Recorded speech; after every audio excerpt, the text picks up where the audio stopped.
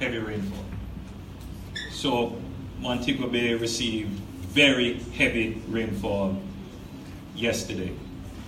It is an intense weather event, an unusual weather event, but it is becoming the new normal. We have seen intense rainfall like this in April, in May, and in June, and we are now seeing it in October and November. The forecast is that we will have rainfall today, going through to the weekend, and it probably will intensify on the weekend. We are still experiencing a trough over the island. So we are now experiencing weather events that are sudden, intense, and have significant scope in damage. These weather events have a fiscal impact. Yes, it impacts private property owners, as we have seen on our tour of the city of Montego Bay and environs. It has impacted public property, particular infrastructure. I've toured several drains and gullies that have been totally blocked, not necessarily by debris such as plastic and other forms of solid waste, but blocked by stones, marl cover, and that is very unusual. It speaks to the denuding of the hills around Montego Bay, and the intensity of the rainfall to be able to dislodge some of that boulders and stones and marl that has gone down into the gullies. The tourism sector has been affected, but not significantly, not badly. It's important to say that Montego Bay is still open for business. And what I've seen here is an incredible resilience of spirit. The people of Montego Bay, especially in the town center who have been affected, they are up, they are about, they are cleaning up, they are drying out, and they're looking to start again. I haven't seen one person with a defeatist attitude. Everyone is positive, and it speaks to the kind of frontier spirit of Montego Bay, the go-getting, the enterprising, the hard work, the optimistic spirit of Montego Bay. And I want to commend the people of Montego Bay who have been affected, but who have come out nonetheless to restart their work. I want to say that the government will support, as much as we can, the recovery effort. We have, the Minister of Local Government has given an emergency allocation, and I will be speaking with the Minister of Social Security, who's off the island at the moment, to ensure that persons who have been affected, who have lost property, especially homeowners, that there is some assistance provided. I can't say it will be a lot, but we will assist.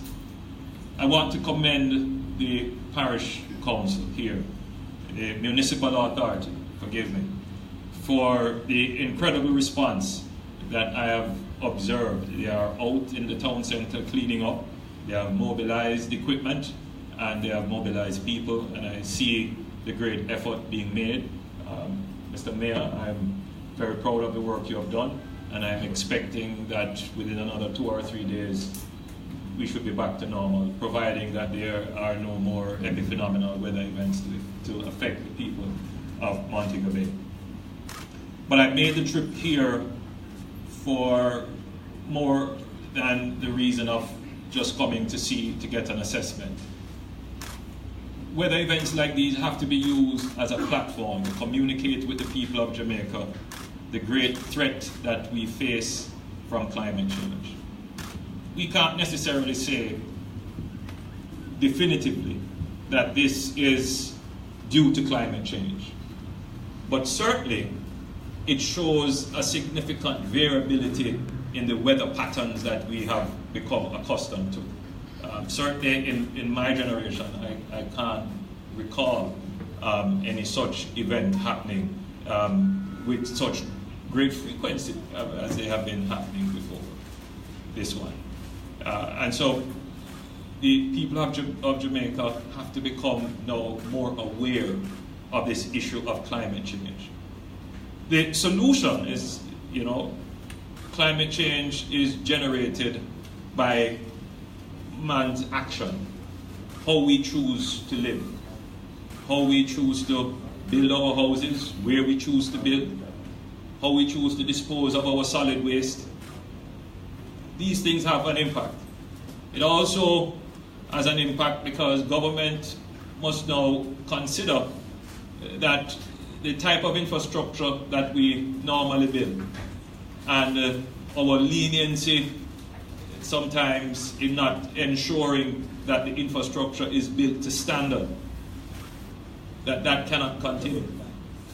When we build infrastructure, particularly our gullies, we can't build them to expect a 1 in 10 years event. These events that usually occur once a decade or once every 50 years, they are now occurring with greater frequency. And so we are going to have to be building now with much greater capacity. When I look at the North Gully running through the city, it is a fairly large size piece of infrastructure. It can carry a significant volume of water, but this time it just could not carry the volume of water. It overran its banks and took away some houses and flooded the town centre. And it probably will happen again, and this time not in the next decade, but maybe in another year or two. So it is clear that this is going to have a fiscal impact. The government will now have to find resources to mitigate, to expand the gully itself, to pave areas that are not paved. But there is also an issue of where people choose to live. And the conversation has to be seriously had that we cannot continue to live where we feel like. Living on the banks of the gullies is not a place where we should choose to live. And I can only use this platform and use the example of what has happened to say to the nation that the conversation needs to happen. That we ourselves need to start making the choices. It's one thing for the government to say these are no-build zones. It's another thing when people decide, I'm not going to hear what the government says. That's the government's business. I'm going to build where I choose. And it's important that we get our citizens to start acting responsibly. Start acting responsibly. We have seen many blocked drains. I can't here safely say that the drains were blocked by how we dispose plastic or waste, but they were blocked.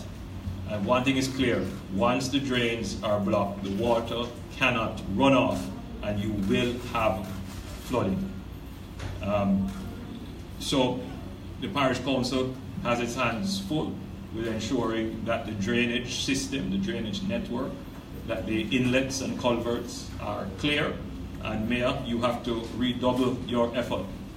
It was very satisfying to hear a resident, a citizen, coming up to me to say, Prime Minister, you have to start enforcing the law on how we dispose of waste. So it means that the message is getting across, that the average man out there understands that our behavior is somehow linked to these kinds of intense weather events. Clearly, it's not the rain that is the issue. The rain will fall. The issue is how did we build the infrastructure and how did we treat the infrastructure to prevent the devastating effect of heavy rainfall. We will have to make some allocations from the budget. Ministers indicated that there will be some emergency allocation. Recently in Parliament, I announced that there would be a program of patching. We will have to now, by virtue of this, take a second look at the supplementary estimates that we intended to table in Parliament next week, because this will call for some additional funding. Ladies and gentlemen, thank you for your time. Thank you, Mr. Prime Minister. Thank you, ladies and gentlemen, members of the meeting. Prime Minister, there are members of the media in Montego Bay and all over who would like to just ask a few questions. I have already informed that we will be asking that we will have to make back the trip to Kingston. So I have our first person here. If you could again identify yourself, your media entity, and your question, sir. Mr. Prime Minister, sir, I know that recently you announced that the Ring Road, the funds bypass Ring Road. Okay, but however, sir, 7 months ago, a meeting was held at the office of the Prime Minister to announce interim plans to expand some roadways, pending that. And we are now approaching the end of the year. We have seen nothing, sir. I asked because see, last time, for example, it took me 4 hours to travel 8 miles. See? No, and it's not just last time that we have been in serious traffic jam in Montego Bay. But, very good question. So the traffic issue in Montego Bay is obviously a major problem. But the real issue is that Montego Bay is expanding faster than we have planned for Montego Bay. Unplanned settlements and planned settlements. The master planning for Montego Bay has to be shifted into a new gear, because Montego Bay is truly becoming a city. We've always said it's the second city, but it is now showing the features, the expansion, the investment, and now the knotted traffic network. It is almost an impossibility to try and solve the traffic problem with the current network of roads. I'm aware, I wasn't at the meeting, but I am aware that Minister Chang had led an initiative, and just yesterday he brought all the agencies into Montego Bay to review the work that they have done towards doing whatever mitigation, because that's what it is, to widen some roadways, to put in the grids on the intersection. Yes, and to make the intersections more efficient in distributing traffic.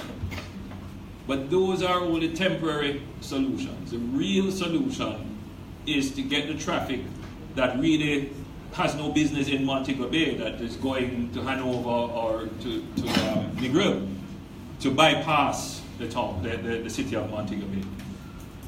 A major step has been reached in that. We have settled the alignment, and that is important to know. So we now have the alignment of the road. Having that, we now know what the road will cost. We are in discussions with the government of China regarding a loan. I don't want to give the figure with any definitiveness, but it is somewhere in the region of $150 million to build the bypass. But it is an investment that is worth it. The time, if we were to put a value to the time that is lost for people just sitting down in traffic, and you accumulate that over 10 years, it would far exceed $150 million. So this is something that will be done. We are very close to sealing that agreement to actually build the bypass.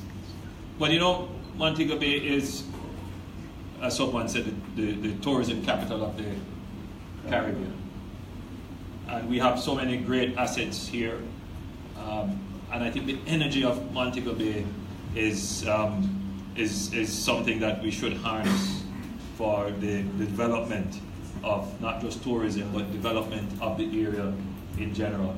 And the traffic is almost sapping the energy out of the people, and I get that when I come here, and I understand it very well.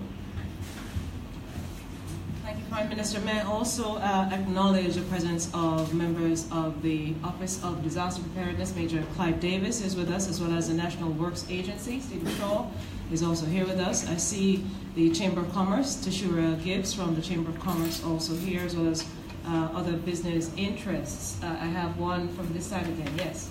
Yes, Mr. Prime. Thank you. Mr. Prime Minister, would you mind with the idea that some amount of relocation needs to be done in Montego Bay, especially in regards to the people who live on these corridors? Because as you spoke about climate change earlier, this is going to happen over and over again. And with this poor infrastructure, the houses are already poor, and they are close to the drain, so they just become natural garbage bins. So would you buy into the idea that we need to do some amount of relocation? You mean if I am promoting the idea? Well, you say. Yeah, it's, you know, whenever we talk about relocation, people hear dispossession. And I think we need to change the conversation. That relocation is not about dispossession. There is a sense of natural justice that must go with relocation. It is inevitable that it will have to happen. Whatever the politics that existed 30, 40 years ago around settlement, those political considerations pale in comparison to the safety and security of the people who live on the gully banks and the cost to the treasury of Jamaica to at each time to be replacing, and the cost to them that at each time there is a weather event they have to buy a new mattress, they have to go and find new zinc to put on the roof. It is not a sustainable way to live. But because it is such a complex issue, I don't want to complicate it anymore by carrying a conversation which really needs to be had almost at the individual level. You almost have to go to these communities and sit with the people to let them understand that it is not the big brother state coming to push them off their land. That there has to be a process that takes into consideration the value that they have where they live and how that value can be transferred somewhere else to a place where the value that they previously had can be improved. Thank you. We just have two more questions. I recognize on this side. Yes. I'm sorry, name and... My name is Lanny Franklin, RGRB. What is the quick solution to the flood? Given that in October, when you were here, you had directed Minister Barnes to address the drainage system immediately, and you had also promised that the next time you come into Montego Bay, if it is raining, the drainage system would have been addressed. What is the quick solution for that? You know, you have a good memory. And that's an excellent question. I'm going to allow the mayor to tell you as to what we have done so far, because we have actually started to do some work. And as I said yesterday, Minister Chang brought in all the agencies that have anything to do with infrastructure to coordinate, to look at what they have been doing and ensure that everything is coordinated. Mayor, you could just inform what has happened so far. Well, an estimate was done for the year. It's done in Montego Freeport, and its implementation will be occurring very soon. And we are hoping that at the end of that, then we will have seen that type of flooding in that area no more. So the estimate has been done, but the important thing is that they have identified the alignment of where the drainage should go so that the water doesn't pile up around the roundabout as it did. So they have actually done work. So very soon they will be moving to implementation. But you have made the point that I was here in October, major weather event, just a few weeks, another major weather event. And you were also affected during the traffic. Yes, I was stuck in traffic for a little while. All right, thank you so much. Final question, I think. Oh, the same. Well, there you go. Look how the media work together, right? All right, finally, Mark. Yes, please. Mark Collins, Jamaican Observer. Mr. Mackenzie, in your presentation, you mentioned that there are a number of factors that caused the flooding. However, we did not hear you state any of those factors. Would you care to tell us? Well, the Prime Minister spoke and the question was asked about the unregulated settlement, which is a contributing factor, the sizing of the infrastructure in Montego Bay, again, which the Prime Minister has alluded to. The fact is that the entire infrastructure of the country is badly undersized. The population have grown significantly, and you must remember that the Prime Minister did give some instructions some time ago for general discussions between the Ministry of Local Government and the National Works Agency to examine and to come up with a program that will overhaul the infrastructure, not just here in Montego Bay, but generally right across the question. And one of the factors that we have to to also admit that is some of the contributing factors to flooding is the manner in which people dispose of their garbage. And I just want to use this occasion today to say what I've been saying. Weeping may endure at night, but joy cometh in the morning. There will be weeping and wailing and moaning and gnashing of teeth next year when we introduce the new litter fine in this country. Okay? It is coming, and it is coming in a way that we are going to ensure that it is enforced. But there are a lot of factors that has contributed to flooding, and it is quite evident here in Montego Bay. Thank you so much, members of the media, ladies and gentlemen, Prime Minister, Minister, Attorney General, and members of Parliament. Thank you. Have a wonderful afternoon, everybody.